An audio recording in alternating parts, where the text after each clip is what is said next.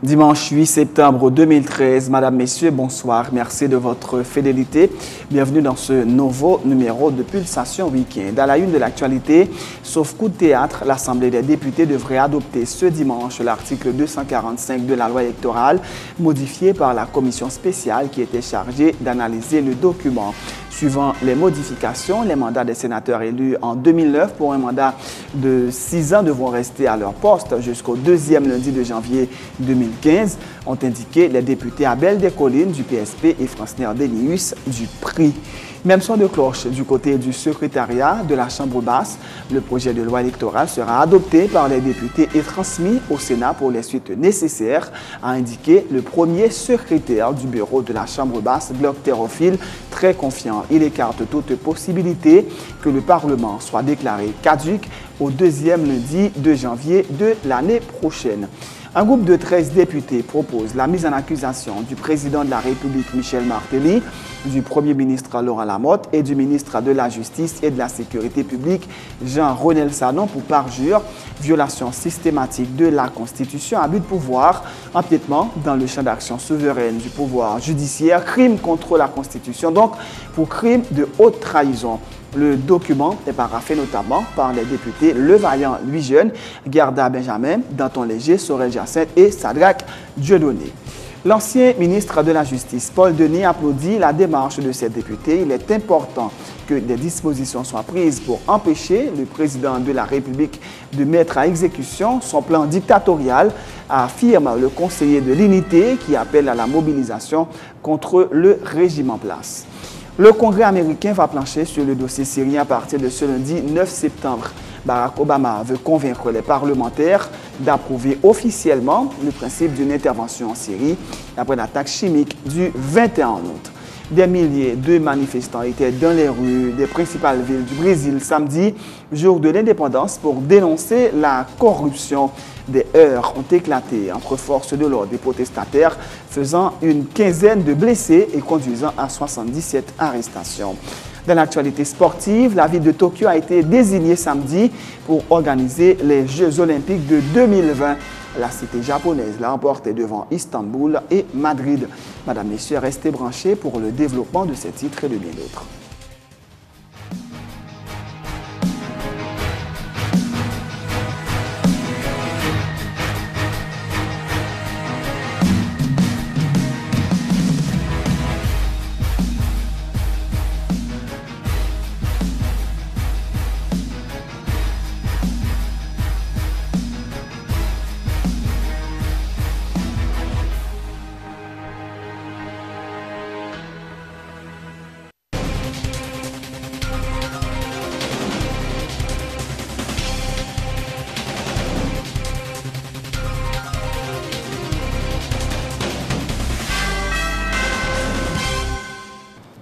De recherche, bienvenue dans le développement du journal. Sauf coup de théâtre, l'Assemblée des députés devrait adopter ce dimanche l'article 245 de la loi électorale tel qu'il a été modifié par la commission spéciale qui était chargée d'analyser le document.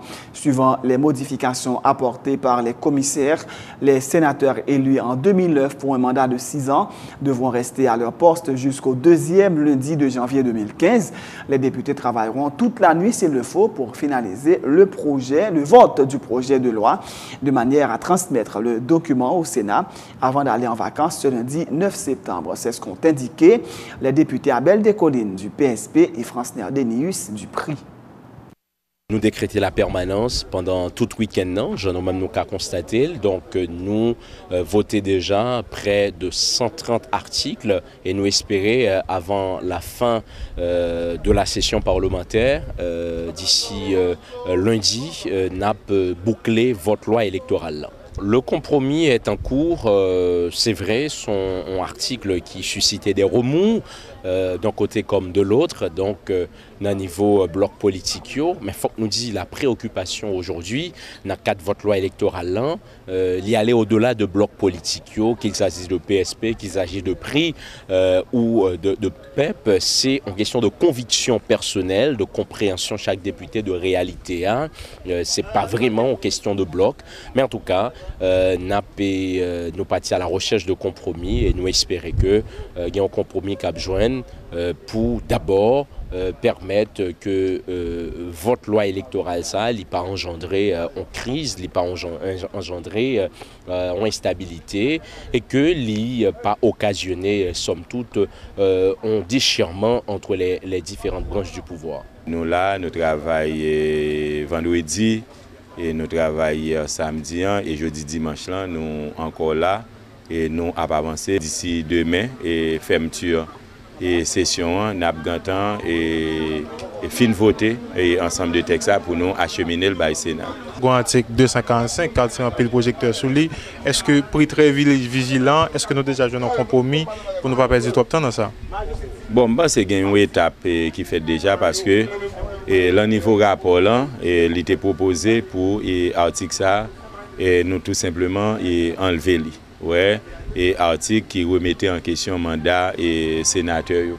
Et donc déjà un accord qui joint sous lui et c'est tout député qui c'est député PEP de prix de PSP et qui d'accord que faut que sénateur yo respecte mandat yo. Donc et nous pas connaît si a gain de revirement au moment de vote ensemble ou bien de moment et lorsque nous arrivons dans l'article sur le projet qui était fait là, mais pour le moment est censé gagner un accord que tout les groupes et de tout groupe sur question ça. Même son de cloche du côté du premier secrétaire de la Chambre basse. Le projet de loi électorale sera adopté par les députés transmis au Sénat pour les suites nécessaires, a indiqué le premier secrétaire du bureau de la Chambre basse, Glock Thérophile, très confiant. Il écarte toute possibilité que le Parlement soit déclaré caduc au deuxième lundi de janvier de l'année prochaine. Les rapports à table voté, il était voté avec une majorité écrasante de 50 sur 76. Je pense que ça c'est considérable et sans tenir compte que le président n'avait pas à voter. Donc à partir de là, je pense que gagner un travail qui est déjà fait, qui annonçait les couleurs pour dire comment l'Assemblée à lui-même il va le voter article 245 là. Jusqu'à preuve du contraire, l'article est ainsi libellé. Le député est élu conformément, je cite l'article de la Constitution amendée. Le sénateur est élu conformément l'article de la Constitution amendée est cité. Le président est élu selon l'article de la Constitution amendée. Nous avons fini avant minuit. L'objectif c'est ça. Est-ce que si nous pas fini avant minuit, j'ai l'impression que vu détermination, parce que l'on arrive, gagner un quorum. Dans deux séances qui a fait en week-end, et ce n'est pas n'importe week-end qui gagne patronal, week-end qui, nous connaissons ça week-end à la veille des vacances, ou arriver à un quorum pour faire séance. Donc ça prouve que député au sous-travail, ici au sous-travail, il y a un sacrifice là pour le faire. Pour aujourd'hui, nous sortis avec vote de l'ensemble et permettre que le bureau a demain matin qu'à transférer dans le Sénat République. Non, article nous voté déjà, pas grand chose passé fait au cours de vote. Non, pas vraiment.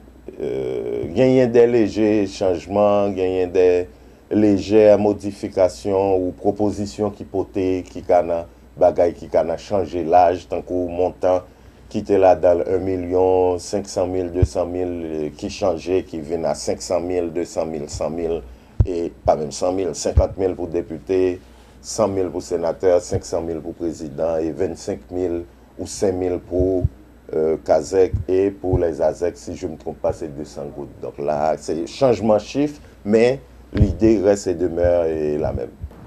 L'ancien ministre de la Justice, Camille Leblanc, plaide en faveur du respect des prescrits de la loi électorale de 2008 à partir du deuxième lundi de janvier 2014. Les sénateurs élus en 2009 doivent faire leur valise selon le responsable de Aimer Haïti. La Constitution de 1987 amendée ne peut pas être mise en avant pour justifier le mandat des sénateurs. La loi de 2008 ayant été votée avant l'amendement, explique l'ancien ministre de la Justice qui participait à l'émission Sans détour de Marie-Lucie Bonhomme. On regarde pour nous qui ça, loi 2008 l'a dit et qui ça et arrêté de convoquer mon dans l'élection, te dit. Si je me souviens, ou te un texte qui te dit mandat chaque monde a fini telle date. Et si loi te dit dans le cadre et loi qui te prend, tout le monde est d'accord, loi 2008 là, es conforme à la Constitution 1987 là. Maintenant, s'il était conforme, aucun monde n'a aucun problème là-dedans. Si la loi ça a été fixé mandat en sénateur, et sénateur sous l'égide de cette loi, l'État dans l'élection et l'État prêté serment après pour respecter la Constitution et la loi, à partir de ce moment-là, mandat a fini. Question, je voulais que question simple. Si on l'autre loi qui modifie la loi que tu prends, à ce moment-là, nous n'avons pas de problème. Mais si on loi qui dit on bagaille, n'a pas parlé de l'état des droits, n'a pas parlé de respect de la loi. Donc, si la loi dit, ou pas de problème avec la loi, ou en dans exécution de la loi, il faut respecter. Maintenant, il y a des gens qui disent Constitution 87, Constitution amendée, corrigée, et que la loi ça avait une contraire à la Constitution amendée. Là, je vais rappeler pour tout le monde, lorsque on a un événement qui fait, qui est organisé sous l'empire de la Constitution, et lui-même qui était fixé des choses, et si on a une nouvelle Constitution qui est faite entre-temps, il pas changer réalité. L'ancienne Constitution est organisée en termes d'espace de mandat, il va le prévoir pour le futur. Ça veut dire c'est à partir de nouvelles élections, nouvelle Constitution d'application. Je crois que toute question à moi-même, il n'est pas une question de l'arbitraire, ni l'exécutif, ni de quiconque. Il relevé dans simple analyse de textes qui étaient existants dans le moment élection a fait là. C'est ça qu'on a gardé. Depuis nous gardons, si le texte a dit mandat a terminé, et deuxième lundi 2014, le mandat se termine deuxième lundi 2014. La question elle est simple. Et si le texte n'a pas dit ça, si le papa fait mandat, à ce moment-là, nous connaissons un mandat il a, pour 6 ans, il a fini deuxième lundi, année, 6e année. Même si vous êtes monté en mai, même si vous êtes monté en juin, il a fini janvier, 6e année. Donc c'est sa question. Mais s'il était fixé dans la loi, date qui était fixée, c'est qu'il faut respecter. Point barre.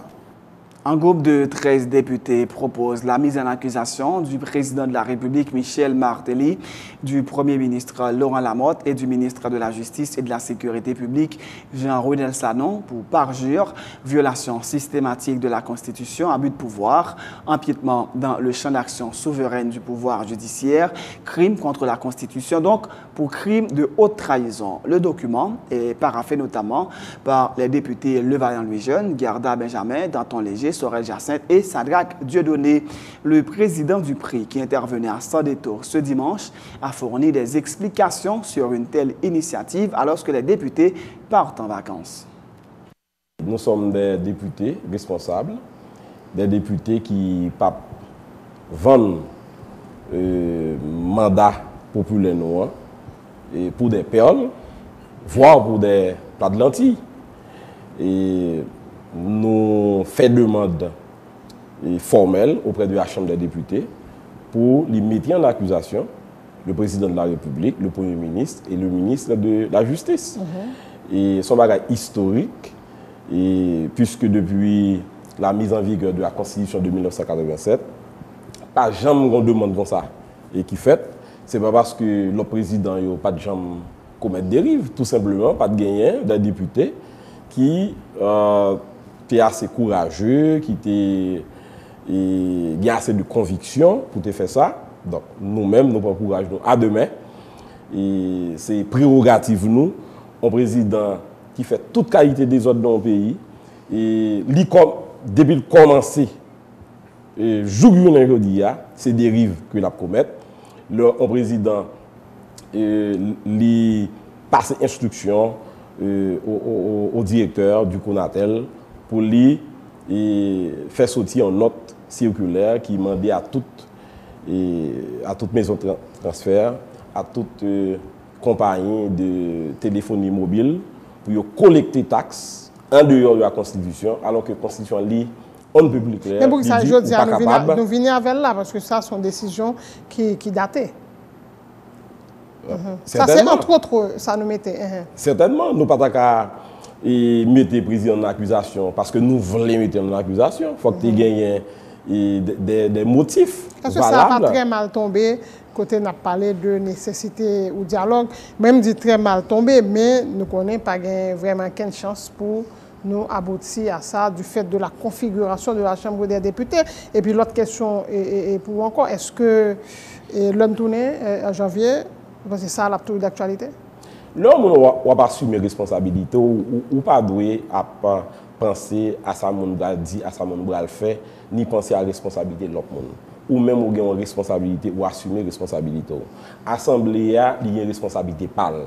La bien pour statuer sous demande nous, sous opportunité pour lui mettre en accusation trois membres pouvoir exécutif là ou pas. Mais quant à nous les 13 ça capable fait à l'ouverture de la prochaine session puisque nous pas temps devant nous là et encore lundi. Et Dieu voulant, nous allons partir, alors disons demain, demain Dieu voulant, nous partir en vacances, pas de temps encore. Donc, dans la prochaine session, et le bureau de la Chambre des députés a mis demande de mise en accusation, proposition sur le tapis, et le ça assemblée a bien pour lui plancher lui-même sur lui. L'ancien ministre de la Justice, Paul Denis, applaudit la démarche des députés ayant exigé la mise en accusation du chef de l'État. Il est important que des dispositions soient prises pour empêcher le président de la République de mettre à exécution son plan dictatorial, affirme le conseiller de l'unité qui appelle à la mobilisation contre le régime en place. Moi, je trouve que décision, ça, initiative, ça sont initiatives courageuses, intelligentes aussi. Et où mener un combat, ce n'est pas nécessairement parce qu'on mène un combat qu'il faut engager un combat. Et ou engager un combat parce que, au nom de principes dont vous réclamez, vous sentez que le principe est violé, et ou engager un combat. Qu'on gagne, qu'on perdu. Parce que là, il fallait que gagne de groupes de parlementaires au niveau de la Chambre des députés qui dit non pas accepter toute dérive ça nous bouquer avec toute dérive ça n'a fait une demande de mise en accusation. Naturellement, nous connaissons pour que la mise en accusation faite, il faut 2/3 du corps qui pour appuyer lui. Étant donné qu'on prend une configuration politique au rapport des forces aujourd'hui là au niveau du Parlement, c'est peu sûr que la mise en accusation l'a faite. Mais cela valait la peine au nom des principes. Mais sur le plan politique aussi, il faut mettre le président de la République, c'est pour mettre sur la défensive. Il faut que chaque fois que l'IBO a une possibilité pour acculer, pour déshabiller, c'est pour faire. Et à la longue, vous parlez là de mobilisation, pas de mobilisation, eh bien, mobilisation, son bagaille. Ce n'est pas par le fait que une mobilisation nécessaire. Ce n'est pas par le fait que certains monde, un groupe de monde, quelques monde pensaient et mobilisation doit être faite et puis mobilisation a faite. Non, c'est un travail parfois qui demande du temps pour que une majorité de la population ou bien une partie importante de la population comprenne les revendications. Et puis eux-mêmes, ils ont décidé, ils ont dit, nous-mêmes, nous avons rentré dans la bataille tout pour nous jouer un résultat ou pour nous bloquer un projet. Ce projet de restauration de la dictature doit être bloqué. On commencera la mobilisation le niveau que le cas a commencé, mais il faut que les citoyens et les citoyennes se mobilisent, les organisations politiques, les organisations de la société civile, les partis politiques se mobilisent pour bloquer définitivement ce projet de retour à la barbarie. L'organisation irlandaise de défense des droits humains Frontline exprime ses inquiétudes par rapport à la situation qui prévaut en Haïti. Plusieurs militants de droits de l'homme font l'objet de persécutions politiques, selon le responsable de programme de protection qui cite le cas des avocats André Michel et Patrick Florvillus qui font l'objet de poursuites judiciaires injustement, selon Andrea Roca. Lors de sa visite en Haïti la semaine dernière, M. Roca s'est entretenu avec plusieurs responsables d'organisations de défense de droits humains. Frontline Defenders est basé en Irlande, mais nous travaillons au niveau international. L'année passée, on a fait des interventions dans 70 pays à peu près. Et la mission, le mandat est très spécifique, c'est un sujet, un mandat très strict sur la protection et la défense des défenseurs des droits de l'homme. Donc ce n'est pas les droits de l'homme, les droits de la personne en général, mais c'est vraiment que la protection de ceux qui protègent les autres. J'ai entendu beaucoup de préoccupations, beaucoup de soucis, des inquiétudes. Je peux citer comme exemple des déclarations qui ont été faites aussi par des autorités. Bon, une déclaration que j'ai entendue, c'est celle de l'actuel commissaire du gouvernement, par exemple, qui, je comprends, être le 9e dans 2 ans, ce qui déjà est assez un peu symptomatique d'un problème, je trouve, et qui aurait déclaré tout de suite après sa nomination que la récréation était finie. Je trouvais qu'il y a plusieurs avocats qui traitent des cas liés aux droits de l'homme qui ont été ciblés. Aussi, l'année passée, je pense, Maître Mario Joseph avait dénoncé plusieurs intimidations, menaces, même des fouilles de personnes qui entraient et sortaient dans son bureau. Là aussi, des déclarations publiques par rapport négatives, évidemment, par rapport à son travail. J'ai entendu aussi un cas tout récent, en fait, de Maître Patrice Florvilus de l'organisation DOP, qui assiste les personnes les plus vulnérables et qui est intervenu sur un cas d'éviction forcée, qui est 2e niveau en paix du constat, était par rapport à des cas spécifiques qu'il y a eu. Je trouve qu'il y en a eu, on a entendu au moins 6 dans les derniers peut-être 12 mois environ, alors que dans les années précédentes, il y en avait, on n'a pas entendu des cas spécifiques de défenseurs qui avaient été ciblés directement. Et c'est clair que c'est là un changement négatif, parce que voilà, il n'y avait pas de cas auparavant, alors tout d'un coup, dans 12 mois, il y en a au moins 6. C'est clair que c'est un changement négatif. Et le cas que vous mentionnez, oui, c'est effectivement très inquiétant, parce qu'il s'agit d'un avocat, donc il représente quelqu'un qui a déposé une plainte. Eh bien, lui-même se trouve accusé d'un assassinat, alors que même les policiers auteurs de ces assassinats ont admis leurs actions et n'ont pas impliqué Maître Michel. Donc c'est clair que là, même le timing de l'invitation, pas l'invitation en fait, du mandat à amener contre Maître Michel est, pour dire les moindres, très suspect. Tout à fait autre chose. Le 11e Conseil des ministres de Petro-Caribé a pris fin hier samedi à Pétionville. Environ 200 délégués venus de 20 pays ont pris part à ces assises qui ont duré 2 jours. Le président du Conseil des ministres et ministre du Pouvoir populaire et des Mines, Raphaël Ramirez, s'est réjoui du bon déroulement de cette réunion. Le ministre vénézuélien assure que la zone économique Petro-Caribé permettra la réalisation d'un commerce équitable entre les pays membres qui pourront, fait-il remarquer, payer leurs factures pétrolières à partir de biens qu'ils auront produits en renforçant leur capacité de production grâce au programme Petro-Caribé. Nous allons continuer à inciter pour nous établir un commerce équitable entre tout pays. À partir de mécanismes que nous allons établir, c'est où sommes de valeur de 2200. Déjà, nous allons essayer de garder qui gens nous allons capables de finir par payer. Ça y aurait les compensations factures pétrolières à partir de biens que nous avons échangés entre nous. Mais il faut dire nous que tout pays qui fait partie de Petro-Caribé, il a réalisé déjà des programmes socioculturels dans le pays. Et tout les résultats du programme, nous utilisons pour nous, au bénéfice de gens qui sont plus pauvres dans chaque pays. D'après des bagages que nous avons déjà entamé, le sommet chef d'État qui était réalisé l'année 2007, nous distribuons depuis l'époque 240 000 tonnes fertilisants, ça veut dire engrais. Pour le moment, nous avons 90 000 tonnes qui sont disponibles toujours. Et ça, l'aider pour développer l'agriculture. Les affaires énergie renouvelable, nous envisageons la possibilité pour nous mettre sous place un moyen pour nous épargner, pour nous gagner 59% d'énergie en utilisant l'énergie renouvelable. Jusqu'à journée aujourd'hui, nous satisfaits pour un pourcentage de 43% besoin en pétrole dans tout le pays caribéen. Ça veut dire ça fait plus ou moins 230 millions de barils de pétrole que nous déjà fournis. Nous déjà gagné 2 bateaux pour transporter pétrole. Et nous allons mettre au 3e bateau, lui-même, il va botter marchandises pour nous faire échange commercial dans la zone Caraïbe. Toutes les discussions, yo viennent arriver à aboutir dans une série de résolutions que tout ministre qui est présent, journée aujourd'hui, a déjà signé. Au cours de la cérémonie de clôture du 11e Conseil des ministres de Petro-Caribé, le Premier ministre Laurent Lamotte a offert au ministre Raphaël Ramirez un tableau géant réalisé par un groupe de 6 artistes peintres haïtiens de Calfou, Richesse, pays d'Haïti.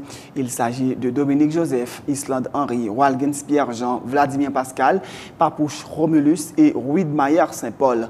Une œuvre qui relate la longue histoire d'amitié et de solidarité qui lie Haïti et le Venezuela depuis plus de 2 siècles, a indiqué le Premier ministre Laurent Lamotte. Et c'est même solidarité ça que journée aujourd'hui, peuple vénézuélien, à travers le commandant Hugo Chavez et à travers le président Nicolas Maduro, c'est même solidarité ça que le peuple haïtien. Donc pour ça, nous disons merci.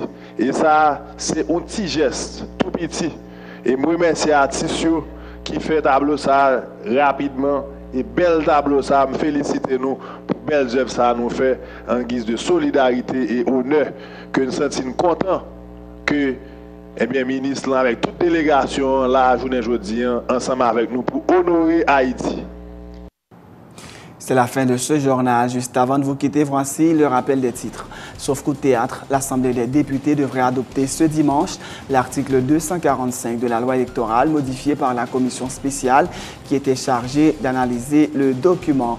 Suivant les modifications, les sénateurs élus en 2009 pour un mandat de 6 ans devront rester à leur poste jusqu'au 2e lundi de janvier 2015, ont indiqué les députés Abel Descollines du PSP et Francner Delius du PRI.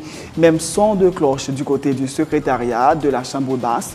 Le projet de loi électorale sera adopté par les députés transmis au Sénat pour les sites nécessaires à indiquer. Le premier secrétaire du bureau de la Chambre basse, Glock Thérophile, très confiant. Il écarte toute possibilité que le Parlement soit déclaré caduc au 2e lundi de janvier de l'année prochaine. Un groupe de 13 députés propose la mise en accusation du président de la République, Michel Martelly, du Premier ministre Laurent Lamotte et du ministre de la Justice et de la Sécurité publique, maître Jean-Renel Sanon, pour parjure, violation systématique de la Constitution, abus de pouvoir, empiètement dans le champ d'action souveraine du pouvoir judiciaire, crime contre la Constitution, donc pour crime de haute trahison. Le document est notamment paraphé par les députés Levaillant Louis Jeune, Gerda Benjamin, Danton Léger, Sorel Jacinthe et Sadrac Dieudonné. L'ancien ministre de la Justice, Paul Denis, applaudit la démarche de ses députés. Il est important que les dispositions soient prises pour empêcher le président de la République de mettre à exécution son plan dictatorial, affirme le conseiller de l'unité qui appelle à la mobilisation contre le régime en place. Le Congrès américain va plancher sur le dossier syrien à partir de ce lundi 9 septembre. Barack Obama veut convaincre les parlementaires d'approuver officiellement le principe d'une intervention en Syrie après l'attaque chimique du 21 août. Des milliers de manifestants étaient dans les rues des principales villes du Brésil samedi, jour de l'indépendance, pour dénoncer la corruption. Des heurts ont éclaté entre forces de l'ordre et protestataires, faisant une quinzaine de blessés et conduisant à 77 arrestations. Dans l'actualité sportive, la ville de Tokyo a été désignée samedi pour organiser les Jeux olympiques de 2020. La cité japonaise l'a emporté devant Istanbul et Madrid. C'est la fin de ce journal. Merci de l'avoir suivi. Bonne suite de programme sur Télé Pluriel.